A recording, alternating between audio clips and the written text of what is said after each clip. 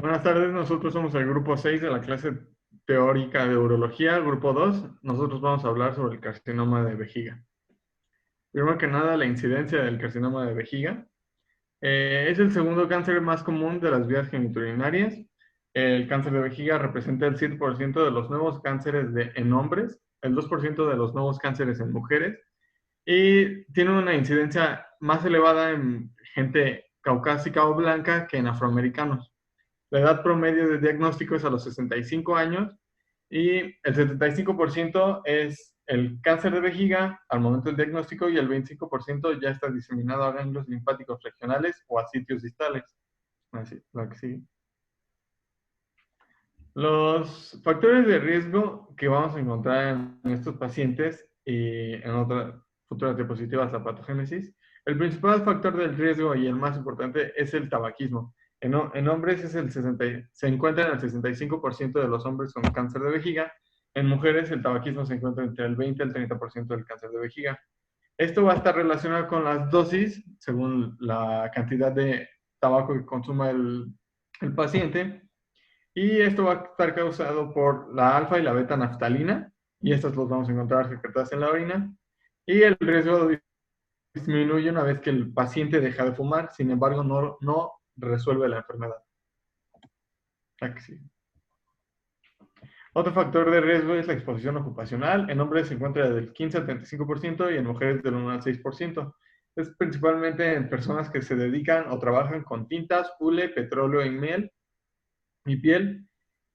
Los causantes de estos factores de riesgo por exposición ocupacional es la benzidina, la beta-naftalamina, que también se encuentra en el tabaco, y el 4-aminobifebril. El periodo de latencia desde la exposición hasta la aparición del tumor es prolongado porque es una exposición continua y crónica.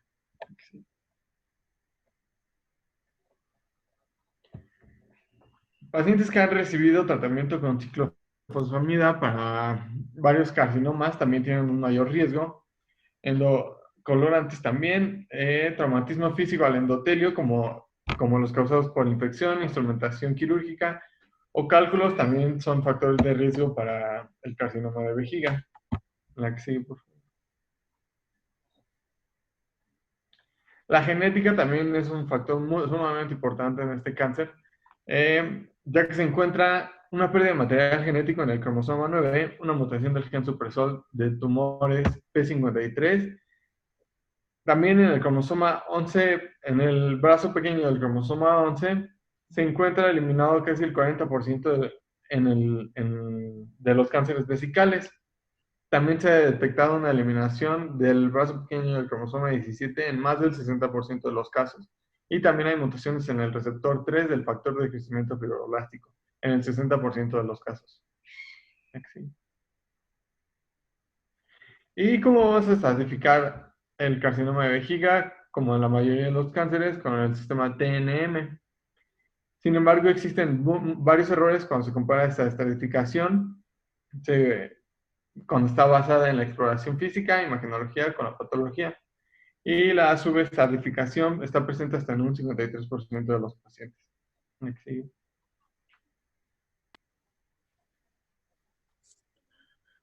Bien, ahora seguiremos con la estratificación. En esta imagen lo que se ve, lo que explicó mi compañero anteriormente, que es la invasión del tumor en el parénquima vesical, siendo desde bueno, la luz de la vejiga, del epitelio, siguiendo la lámina propia, músculo superficial, profundo, y ya cuando comienza su invasión fuera de la vejiga, que es primero por el peritoneo, la capa serosa, y por último la invasión a órganos contiguos.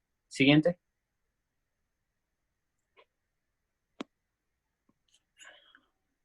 De acuerdo a la clasificación que ya mencionó mi compañero de TNM, pues ya como se mencionan en todos los tumores, que la letra T para la invasión del órgano, como ya se ha visto en la imagen anterior, siendo TX que no se clasifica, T0 que no hay evidencia, TA que es papiloma, del cual hablaremos ahorita, TS solo es in situ y de aquí dependiendo de qué tanto abarque el tumor, será con número del 1 al 4, siendo 1 el que menos ha invadido y el mayor 4.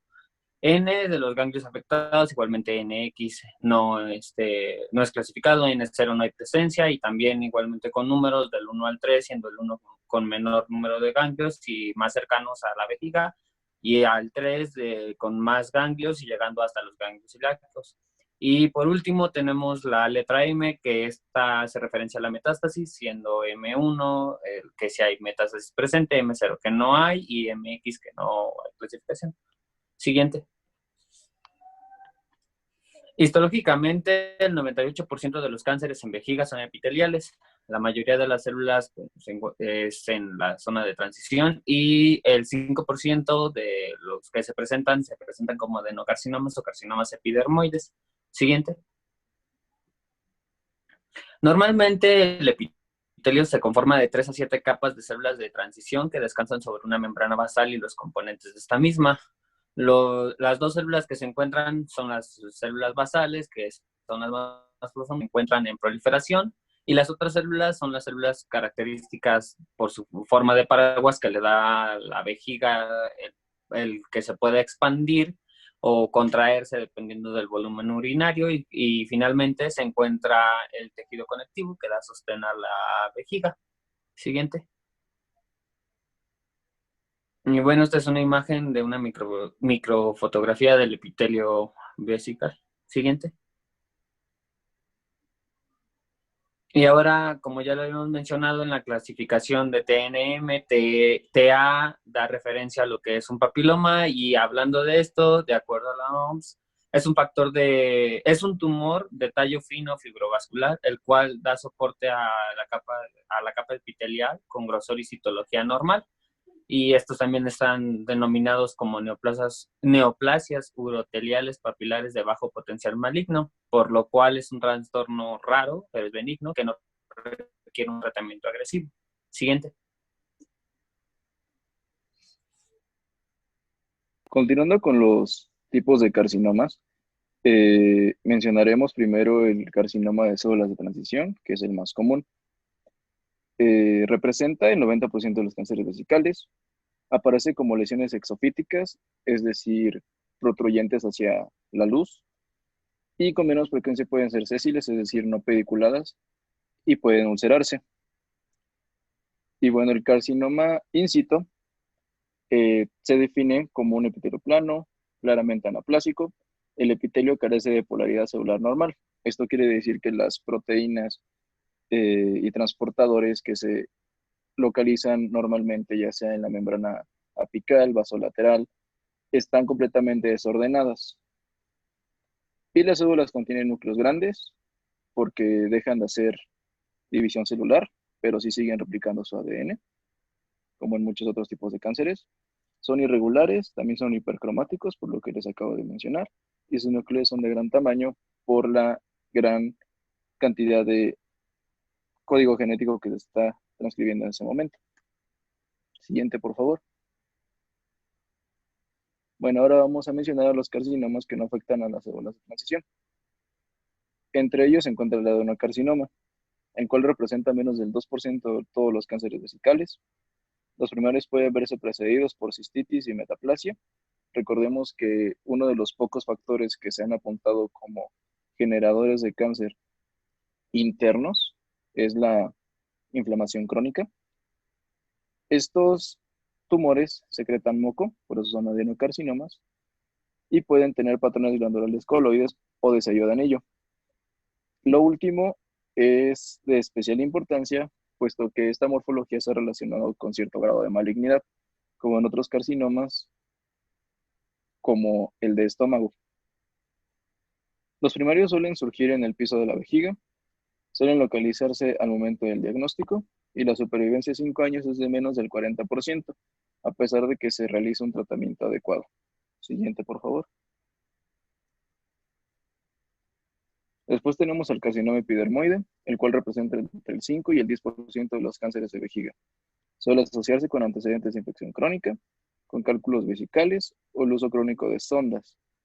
También por infección crónica con esquistosoma, el cual recordemos que también puede ocasionar fibrosis hepática y como consecuencia hipertensión portal.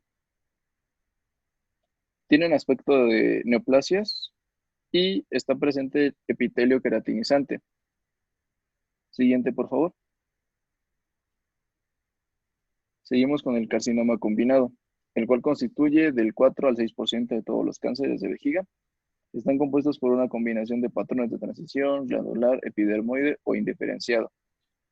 El tipo más común abarca elementos de transición epidermoides y la mayor parte de los carcinomas combinados son grandes e infiltrantes en el momento del diagnóstico, a diferencia de los adenocarcinomas que suelen localizarse en una etapa más temprana. La siguiente, por favor. Bueno, ahora mencionaremos rápidamente algunos otros cánceres epiteliales y no epiteliales raros, de los cuales son los adenomas papilosos, los tumores carcinoides, siendo esta una localización poco común. Por lo regular, estos tumores carcinoides se localizan en el tracto digestivo. También se pueden encontrar carcinosarcomas y melanomas, feocromocitomas, por extensión de las suprarrenales hacia el riñón y la vejiga. Podemos encontrar linfomas, coriocarcinomas y tumores mesenquimatosos. La siguiente, por favor. Los cánceres de próstata, el cuello uterino y el recto pueden afectar a la vejiga por extensión directa. Y los tumores más comunes por metástasis a partir de la vejiga son el melanoma, el linfoma, el estómago, la mama, el riñón, pulmón e hígado. Todos estos, la mayoría se diseminan por vía hematógena, con algunas excepciones como el de mama, que tiene preferencia por la vía linfática.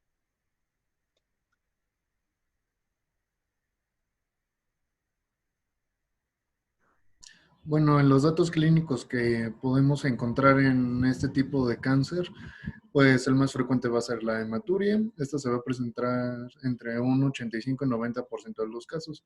Puede ser macroscópica o microscópica, pero algo que nos debe llamar la atención es que llega a ser en la mayoría de los casos intermitente. También el paciente presenta polaquiuria, puede llegar a tener tenesmo vesical y disuria. Sin embargo, esto es en un porcentaje pequeño de pacientes. También los pacientes refieren pues dolor y, bueno, que finalmente se va a clasificar como osteodinia, y esto va a ser por la metástasis ósea que se disemina en los pacientes, o también lumbalgia, porque los pacientes pueden llegar a presentar metástasis retroperitoneal u obstrucción ureteral, esto es por el efecto de masa. Sin embargo, esto solo se va a presentar en la enfermedad avanzada, ya en el estadio 3 o 4. También algunos signos, los pacientes que van a presentar tumores de gran volumen o pacientes que presentan tumores invasores pueden llegar a presentar engrosamiento de la pared vesical, o también lo vamos a encontrar como una masa palpable, sobre todo en el pubis. Vamos a tener hepatomegalia y también linfadenopatía supraclavicular.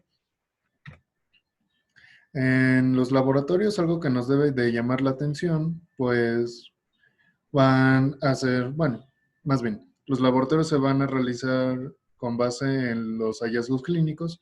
Entonces, un análisis de rutina pues va a ser un examen general de orina, en el cual podemos encontrar pues eritrocitos, podemos encontrar leucocitos, podemos encontrar otro tipo de alteraciones, y el paciente puede presentar azoemia o anemia.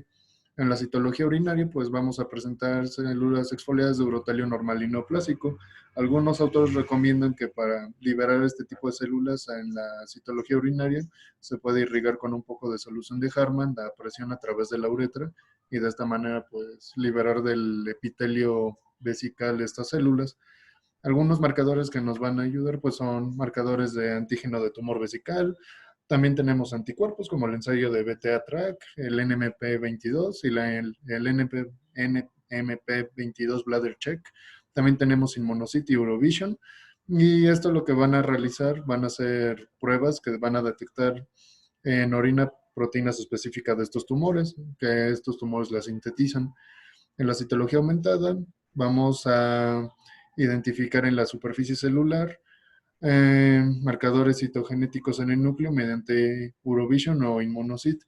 Y también se han descrito algunas otras pruebas que nos pueden ayudar y que son el antígeno X de Lewis o el de células uroteliales exfoliadas. También mediante biología molecular podemos determinar la actividad de la telomerasa en las células exfoliadas y ver el grado de diferenciación y replicación celular que tienen estas células. Bueno, entonces vamos a hacer una cistouretroscopía y una resección del tumor. Ya que se tiene el diagnóstico y la estadificación inicial del cáncer vesical, se va a hacer esta cistoscopia y esta resección. Se puede realizar mediante un instrumento flexible o también existen los rígidos. Sin embargo, hoy en día se prefieren más los flexibles por su menor mortalidad contra los rígidos. En el uso de la cistoscopia podemos usar luz azul mediante fluoroscopia para determinar la capacidad de detectar lesiones hasta en un 20%. Esto nos sirve para ver el margen quirúrgico hasta donde tenemos que llegar. ¿Cuáles son los objetivos de estos tratamientos? Pues uno va a ser el diagnóstico del tumor, también el grado de invasión que se tiene en la pared vesical, porque puede estar muy, sobre todo en la mucosa, o ya puede estar hasta la pared. Y también va a ser una decisión completa de las lesiones. La American Urologic Association refiere como punto de buena práctica para este cáncer que se someta a todos los pacientes a una resección lo más completa en todo tumor visible. ¿Cómo vamos a seleccionar el tratamiento? Pues bien, es mediante, mediante el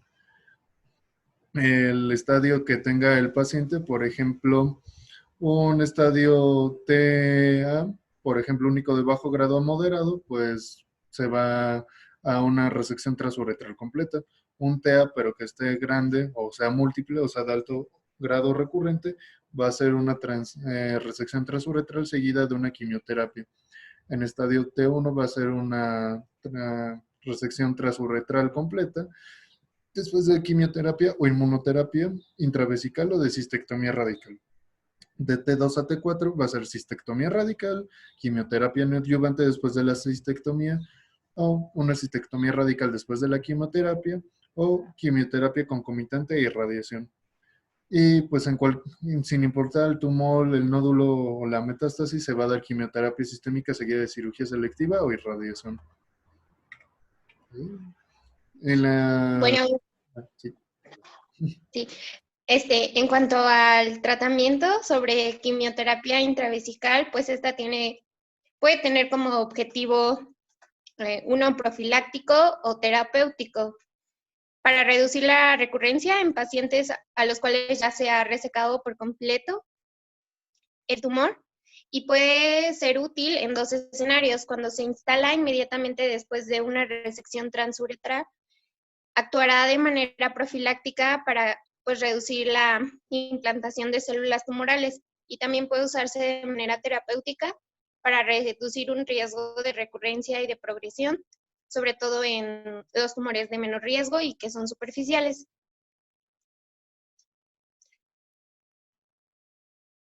La mayor parte de los fármacos se van a administrar semanalmente durante 6 semanas. Y si se usan de manera profiláctica, va a ser solamente una dosis inmediatamente después de la resección transuretral. El tratamiento de mantenimiento, que puede ser mensual o bimestral, va a disminuir los índices de recurrencia, y los fármacos más comunes que se usan en Estados Unidos son la mitomicina C, tiotepa y el bacilo de la BSG. La mitomicina C es un antibiótico antitumoral alcanizante que inhibe la síntesis del DNA, tiene un peso molecular de 329 y su absorción sistémica es mínima. La dosis usualmente son 40 miligramos en 40 centímetros cúbicos de agua destilada o solución salina administrada una vez a la semana, igual durante 6 semanas. La misma dosis se utiliza para una sola instilación profiláctica, y entre un 39 y 78% de los pacientes que tienen un tumor residual han experimentado una respuesta completa. Con la mitomicina C, la recurrencia se reduce entre un 2 a un 33% después de la resección transuretral completa. Y en 10 a 43% de los pacientes va a haber efectos secundarios que pues son síntomas de micción irritante, en los que se incluye poliaquiuria, tenesmo vesical y disuria. También en algunos pacientes aparecerá exantema en las palmas y los órganos genitales en casi el 6%, pero este efecto se alivia si los pacientes tienen pues un adecuado lavado de manos y de los órganos genitales en el momento de orinar, después de haber hecho la administración intravesical. Se considera el estándar de cuidado instilar una dosis de 40 miligramos de mitomicina C en la vejiga en cuanto se realiza la resección transuretal para reducir el riesgo de recurrencia. La tiotepa es un alcalizante, tiene un peso molecular de 189 y la dosis son 30 miligramos por semana. El 55% de los pacientes tiene una respuesta completa y puede ocurrir cistitis después de instilarla, pero suele ser leve y tiene remisión esporádica. Y BCG, que es la cepa atenuada del Mycobacterium bovis.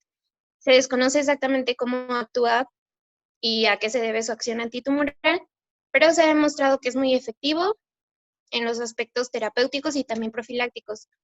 Es un fármaco que, pues al parecer, es el más eficaz en el tratamiento de carcinoma in situ. Se registraron respuestas completas del 36 al 71% de los pacientes bajo este tratamiento y es superior a la quimioterapia intravesical. Bueno, este fármaco va a ser aplicado en dos fases. Una de inducción, que va a ser una vez por semana, por 6 semanas, y después va a descansar el paciente 6 semanas. Y la de mantenimiento, que van a ser 3 instalaciones a la semana, cada 3 a 6 meses por 3 años, después de la resección. Y sus efectos secundarios va a ser poliaquiuria, tenesmo vesical, cistitis hemorrágica e infección distal. La cirugía, bueno, la primera opción es la resección transuretral.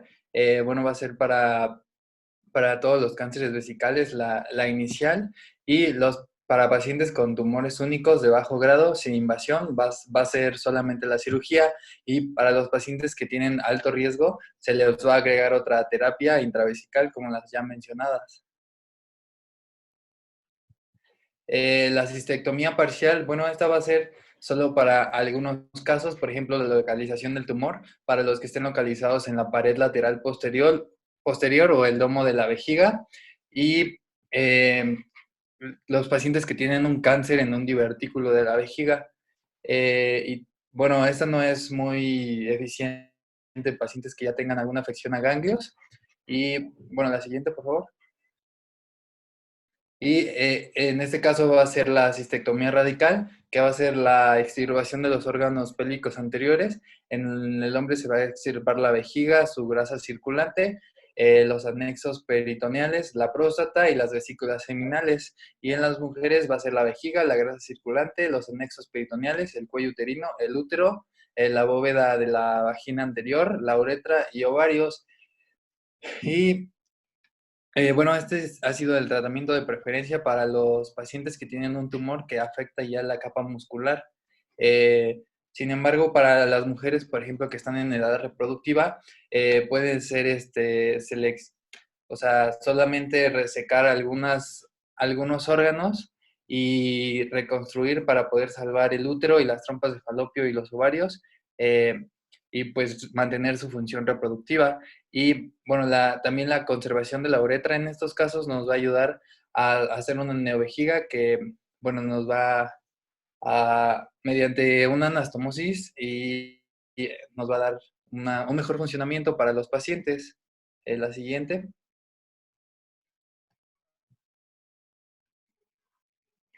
Por parte de la radioterapia, esta puede ser una alternativa a la cirugía.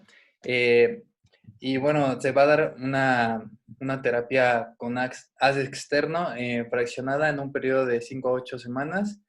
Y bueno, es bien tolerada y solamente el 15% de los pacientes presentan complicaciones intestinales, vesicales o rectales. pero la recurrencia es muy común con esa terapia y ocurre del 33 al 68% de los pacientes. La siguiente, por favor. Y la quimioterapia, bueno, el 15% de los pacientes va a presentar ya metástasis a distancia y del 30 al 40% de los pacientes con enfermedad invasiva desarrollan metástasis a pesar de la cistectomía radical o radioterapia definitiva. Y el fármaco más activo es el cisplatino, que cuando se usa solo produce una respuesta casi del 30% de los pacientes. Y algunos otros fármacos son el metrotexate, doxorubicina, pimblastina, ciclofosfamida, gentabina y 5-fluoracilo.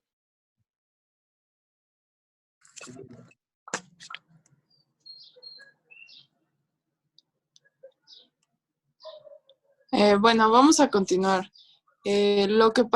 Con la quimioterapia, el régimen de metotrexato, bimblastina, doxorubicina y el cisplatino ha sido el de uso más común para pacientes con cáncer vesical avanzado. Del 3 al 35% de los pacientes que reciben estos regímenes logran una respuesta completa. Sin embargo, hay otros fármacos más recientes que muestran actividad en esta enfermedad, que es la ifosfamida, el gemcitabina, el paclitaxel y el nitrato de galio. Pero, ¿cuál es la ventaja de estos contra el régimen anterior? Que su toxicidad es menor y tiene una mejor tolerancia. Siguiente, por favor.